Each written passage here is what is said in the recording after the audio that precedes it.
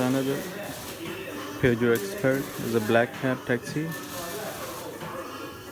It's 2 liter 1.6.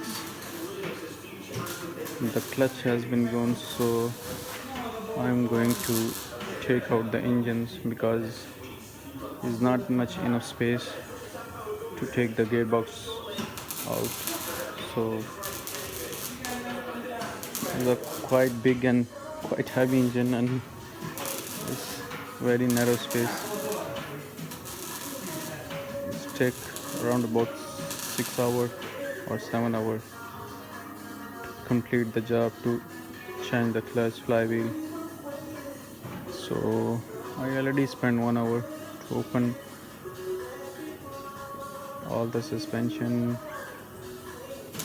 from took the bumper off, took the lights, and took the rear off. Now I'm going to release the cable, gearbox cable, then disconnected all the electric coils from the chassis. Then I'm gonna take it out. It's take me around about 1.5 hours to take the complete engine out.